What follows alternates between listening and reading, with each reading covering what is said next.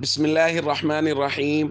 عن طلحة رضي الله تعالى عنه قال قال رسول الله صلى الله تعالى عليه وسلم لكل نبي رفيق ورفيقي يعني في الجنة عثمان رواه الترمذی۔ نبی کریم صلی اللہ علیہ وسلم نے ارشاد فرمایا ہر نبی کا ایک رفیق ہوگا اور میرا رفیق یعنی جنت میں وہ عثمان ہوگا رضی اللہ تعالیٰ عنہ۔ دوستو، حضرت عثمان غنی رضی اللہ تعالیٰ عنہ جلیل القدر صحابی ہیں، تیسرے خلیفہ راشد ہیں، چوتھے نمبر پر مسلمان ہوئے۔ حضرت خدیجۃ الکبریٰ، حضرت ابوبکر اور حضرت علی کے بعد انہوں نے اسلام قبول کیا۔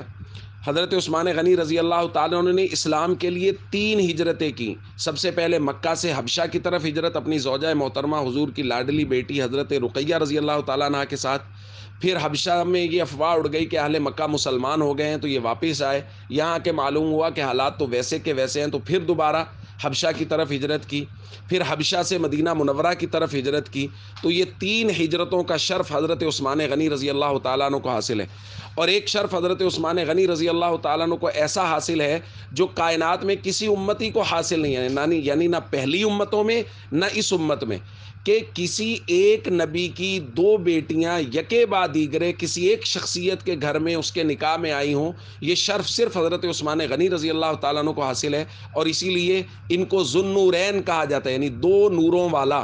اور نور سے مراد اللہ کے نبی صلی اللہ علیہ وسلم کی وہ 2 نور نظر بیٹیاں حضرت رقیہ اور حضرت ام کلثوم، جو یکے بعد دیگرے حضرت عثمان غنی رضی اللہ تعالیٰ عنہ کے نکاح میں آئیں۔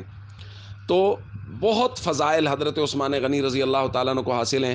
ہمیں ہمیشہ صحابہ کرام سے، اہل بیت سے یکساں محبت رکھنی چاہیے۔ السلام علیکم ورحمۃ اللہ وبرکاتہ۔